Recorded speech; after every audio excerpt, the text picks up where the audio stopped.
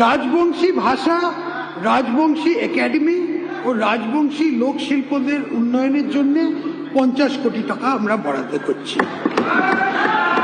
এইভাবে কুড়মালি ভাষা, কুর্মী একাডেমি ও কুর্মী লোকশিল্পদের উন্নয়নের জন্য আরো 50 কোটি টাকা বরাদ্দ করা হয়। রাজ্যের বৃত্তিকর আইনের কাঠামো বা যা চালু, এটা আমি এখন আসছি কর সংক্রান্ত প্রস্তাবে, রেভিনিউ প্রপোজাল। রাজ্যের বৃত্তিকর আইনের কাঠামো যা চালু করা হবার সময় থেকে পর্যন্ত আজ মোটামুটি অপরিবর্তিত আছে। এটা হচ্ছে প্রফেশনাল ট্যাক্সের কথা বলছি আমি। বর্তমান অর্থনৈতিক অবস্থা এবং আমাদের করদাতা নাগরিকদের আকাঙ্ক্ষার পরিপ্রেক্ষিতে তার সামগ্রিক পর্যালোচনার প্রয়োজন আছে। বৃত্তিকর কাঠামো সরলীকরণ করার জন্য এই ভিত্তিতে আমরা মাসিক স্ল্যাবটা 10,000 থেকে বাড়িয়ে 20,000 করে দিয়েছি।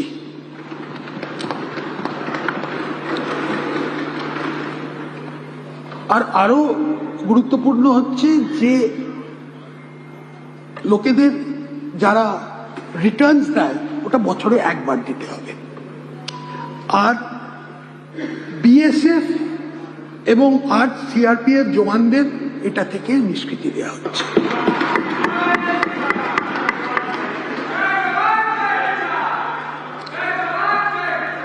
আমাদের সরকারের ইজ অফ ডুইং বিজনেস, আস্থাভিত্তিক শাসন ব্যবস্থা এবং নিয়ন্ত্রক ব্যবস্থার সরলীকরণের জন্য প্রতি দায়বদ্ধতা আরো এগিয়ে নেবার জন্য আমি বৃত্তিকর আইনে শাস্তি হিসেবে কারাবাসের বিধি রদ করে শুধুমাত্র আর্থিক জরিমানার মাধ্যমে কর ফাঁকি রোধ এবং আর্থিক শৃঙ্খলা বজায় রয়েছে, মানে ডিক্রিমিনালাইজ করে দেওয়া হলো।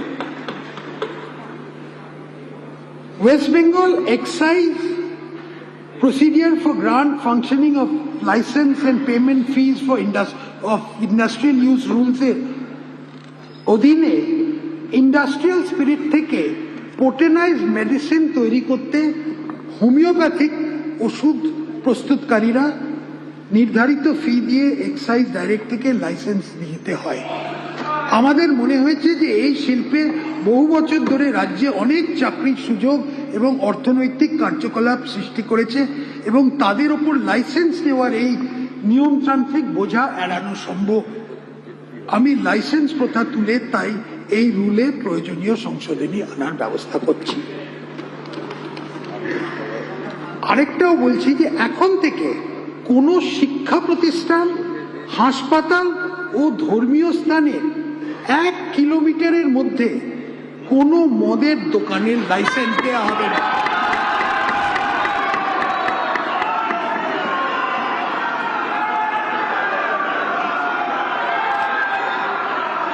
আর কলকাতা পৌরসভা ক্ষেত্রে এই লাইসেন্স দেওয়ার ক্ষেত্রের ন্যূনতম দূরত্ব হবে 500 মিটার।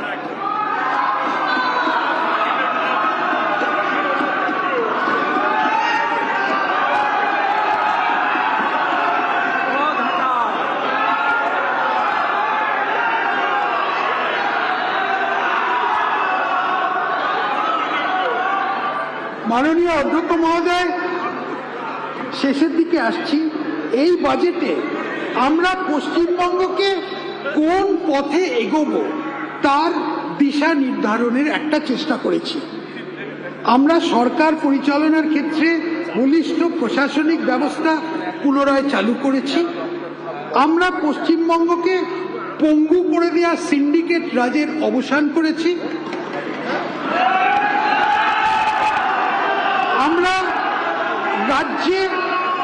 আমরা রাজ্যে কল্যাণমূলক ব্যবস্থার কাঠামোকে সরলীকরণ করেছি এবং একই সাথে অর্থনৈতিক বিপর্যয় এড়াতে পেরেছি।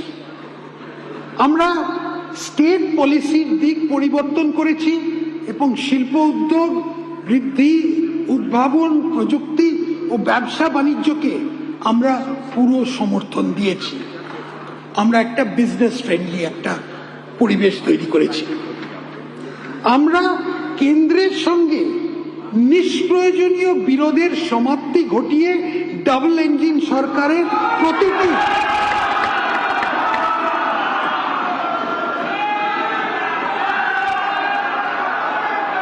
ডাবল ইঞ্জিন সরকারের প্রতিটি সুবিধে নেবার চেষ্টা করেছি। আমরা পশ্চিমবঙ্গকে ভারতবর্ষের মানচিত্রে পুনঃস্থাপিত করেছি। আমি মাননীয় সদস্যদের সামনে 2026-27 অর্থবর্ষের জন্য 4,38,775.29 কোটি টাকা নিট বাজেট বরাদ্দের প্রস্তাব রাখছি।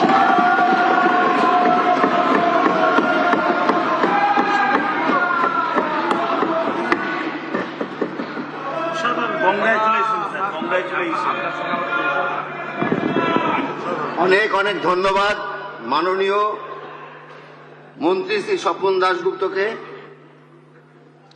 পশ্চিমবঙ্গ বিধানসভার কার্যপ্রণালী ও পরিচালন নিয়মাবলীর নিয়ম 212 অনুসারে 25শে জুন 2026 তারিখ বিকেল 5টা পর্যন্ত পশ্চিমবঙ্গ সরকারের 2026-27 অর্থ বছরের ব্যয় বরাদ্দ হ্রাসের প্রস্তাবের নোটিশ এই সচিবালয়ে জমা দেওয়ার শেষ তারিখ ও সময় নির্ধারণ করছি।